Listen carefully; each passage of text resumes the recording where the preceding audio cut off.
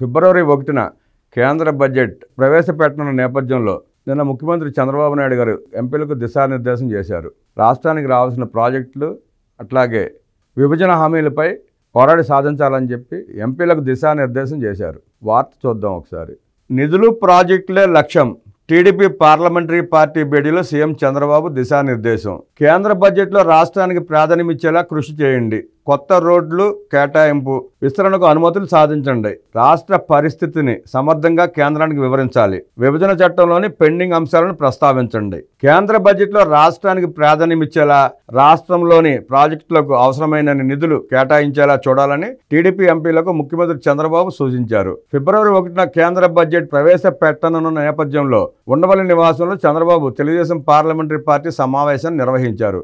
ఈ సందర్భంగా సీఎం చంద్రబాబు మాట్లాడుతూ రాష్ట్రంలో నెలకొన్న పరిస్థితులను కేంద్రానికి వివరించి రాష్ట్రాభివృద్ధికి అవసరమైన నిధులు ప్రాజెక్టులు తీసుకురావాలని ఎంపీలకు సీఎం చంద్రబాబు సూచించారు. ఇప్పటికే కేంద్ర ప్రభుత్వం వైజాగ్ స్టీల్ ప్లాంట్ కోసం 11,440 కోట్లు, నక్కపల్లిలో బల్క్ డ్రగ్స్ ప్రాజెక్టు కోసం 14,000 కోట్లు, అమరావతి నిర్మాణానికి 15,000 కోట్లు, కొప్పర్తి ఓర్వకల్లులో ఇండస్ట్రియల్ కారిడార్లకు 4,936 కోట్లు కేటాయించేందుకు ముందుకొచ్చిందని తెలిపారు. విభజన చట్టంలోని పెండింగ్ అంశాలను కేంద్రం దృష్టికి తీసుకెళ్లి పరిష్కరించేలా చూడాలని ఎంపీలకు సూచించారు.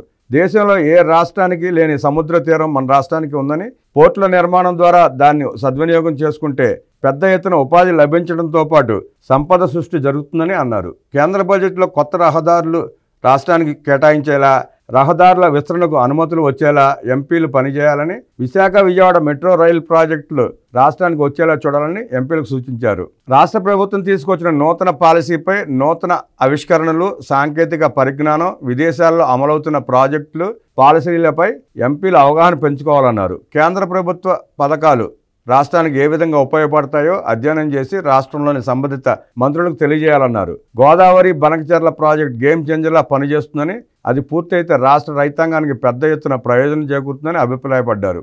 పోలవరం ప్రాజెక్టుకు కేంద్రం 12,000 కోట్ల రూపాయలు నిధులు ఇచ్చిందని, ఆ ప్రాజెక్టును సర్వేగంగా పూర్తి చేసుకోవడంతో పాటు వృధాగా గోదావరి జలాలు సముద్రంలో కలుస్తున్న నేపథ్యంలో గోదావరి బనకచెర్ల ప్రాజెక్టు చేపట్టి పూర్తి చేసుకుంటే రాష్ట్ర రైతాంగానికి, రాష్ట్రానికి ఎంతో మేలు జరుగుతుందని, రాష్ట్ర భవిష్యత్తే మారుతుందని ముఖ్యమంత్రి ఎంపీలకు సూచించారు.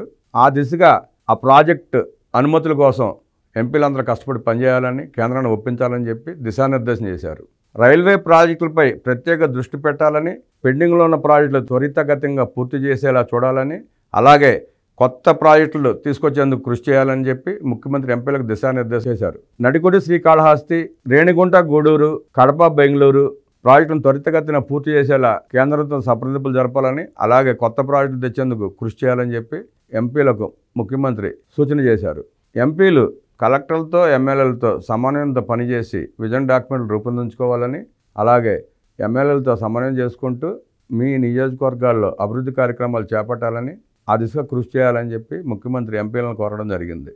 ఈ సందర్భంగా ముఖ్యమంత్రి మాట్లాడుతూ వక్ఫ్ అమెండ్మెంట్ బిల్లు పార్లమెంట్ కమిటీకి వెళ్ళడానికి టీడీపీ కృషి చాలా ఉందని, ముఖ్యంగా టీడీపీ పట్టుబట్టబట్టే అమెండ్మెంట్ బిల్లు పార్లమెంట్లో జాయింట్ యాక్షన్ కమిటీ ఏర్పాటు చేయడం, ఆ కమిటీకి పలు సూచనలు రావడం, దేశవ్యాప్తంగా 14 సూచనలు వస్తే దాంట్లో 4 సూచనలు తెలుగుదేశం పార్టీ ప్రవేశపెట్టినవై ఉండటం గమనించదగ్గ విషయం. అవే కాకుండా వక్ఫ్ బోర్డులో ఇంకా అనేక సమస్యలు ఉన్నాయని చెప్పి ఎంపీలు ప్రస్తావించగా, బిల్లు వచ్చినప్పుడు, చర్చకు వచ్చినప్పుడు ఆ విషయాలన్నీ మనం మాట్లాడదాం పార్లమెంట్లో, వాటిని కూడా సాధించుకునే ప్రయత్నం చేద్దాం అంటూ ముఖ్యమంత్రి ఎంపీలకు తెలియజేయడం జరిగింది.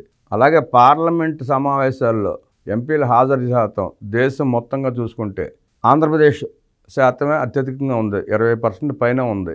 దాంట్లో కూడా ఆ హాజరు శాతం కూడా టీడీపీ ఎంపీలదే కావడం గమనించదగ్గ విషయం.